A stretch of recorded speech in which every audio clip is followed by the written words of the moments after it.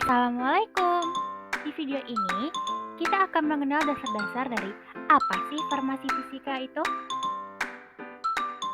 Hai, perkenalkan, nama saya Nur Hanifah, NIM F1F11978 dari Universitas Jambi.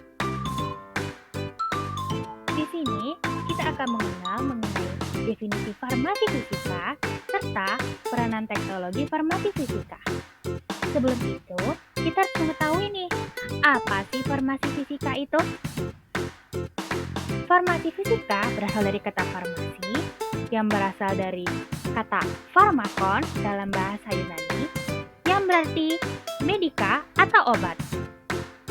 Kemudian, fisika yang berasal dari kata fisik yang dalam bahasa Yunani berarti alam atau lingkungan. Jadi, jika digabungkan nih, farmasi fisika itu berarti pengaruh fisika dan kimia pada bentuk sediaan obat dan studi tentang efek bentuk sediaan terhadap lingkungannya.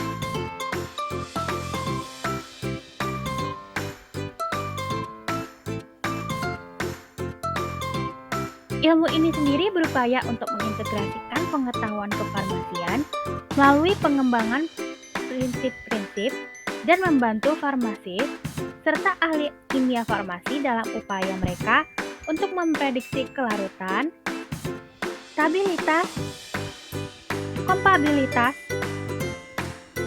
dan aksi biologis obat. Sebagai hasil dari pengetahuan ini,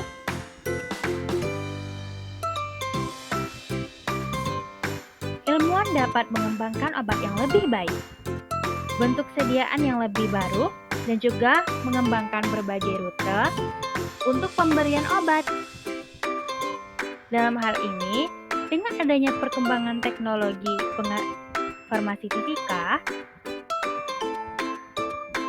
maka bukan hanya mempelajari dari teknologi farmaseutis, tetapi juga mempelajari bagaimana sistem penghantaran obat bekerja dan memberi respon terhadap pasien.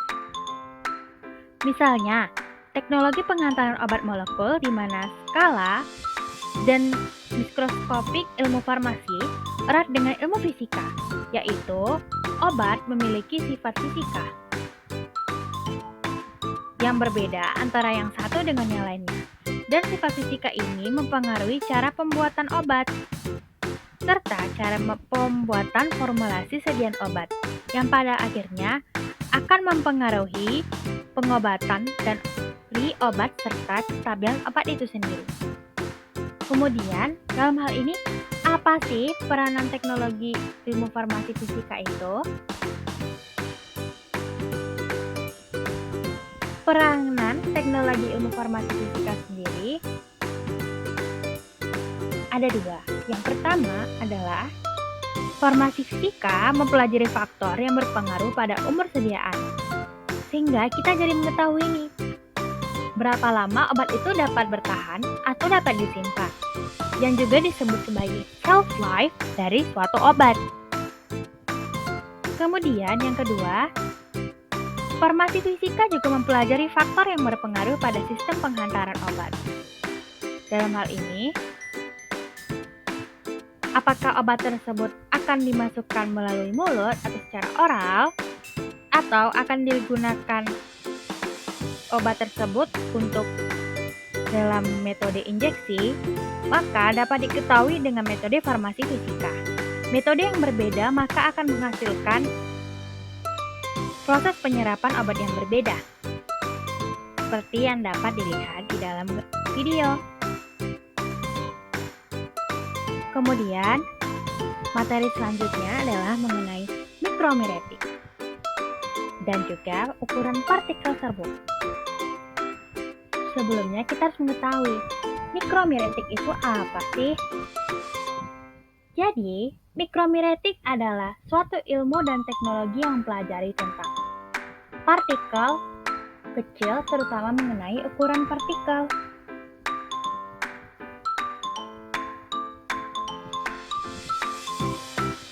Ilmu partikel mikromiretik yaitu subiofavabilitas, homogenitas, kandungan, rasa, dan juga tekstur serta warna, dan stabilitas dari suatu obat. Yang dalam hal ini dapat mempengaruhi stabilitas dari obat tersebut dan sifat kimia lainnya. Ukuran partikel dalam bidang farmasi juga sangat penting dan berhubungan dengan kestabilan serta pelepasan suatu obat. Dalam hal ini, apa saja sih pengaruh ukuran partikel itu?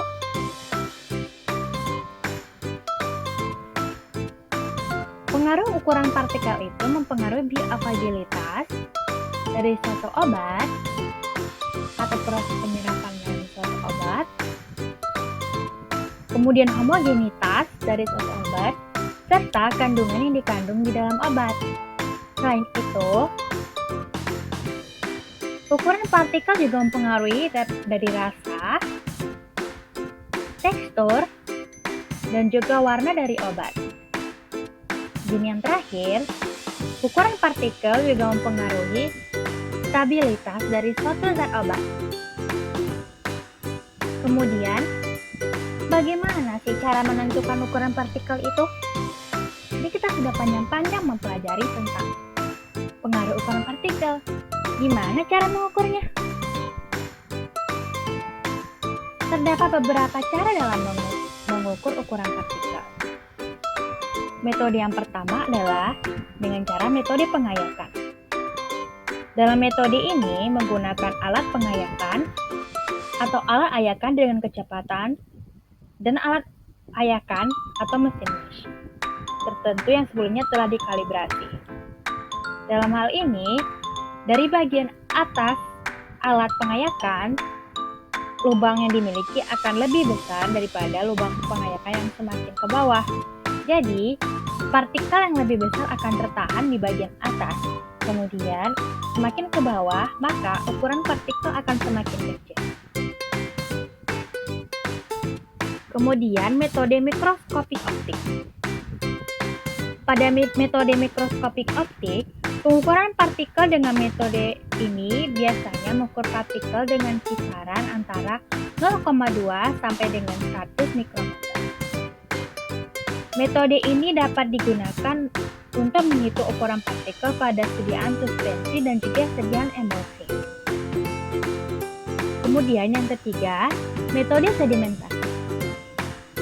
Prinsip metode sedimentasi merupakan prinsip pemisahan campuran padatan dan cairan dengan menggunakan prinsip gaya gravitasi. Metode sedimentasi atau pengendapan adalah suatu metode yang digunakan untuk mengukur diameter partikel berdasarkan prinsip ketergantungan laju sedimentasi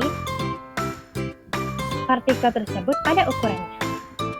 Kemudian yang terakhir adalah metode Coulter-Counter atau pengukuran volume partikel.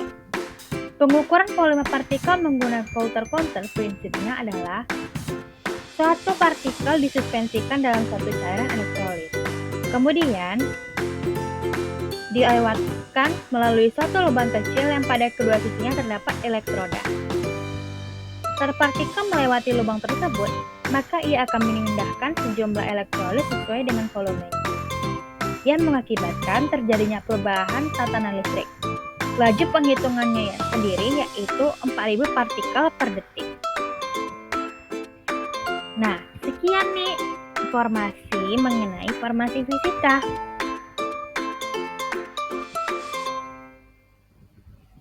Ini masih dasar-dasarnya saja nih. Untuk kelanjutannya bisa dilihat di video berikutnya. Jadi, sampai di sini dulu ya kawan-kawan. Goodbye. See you later.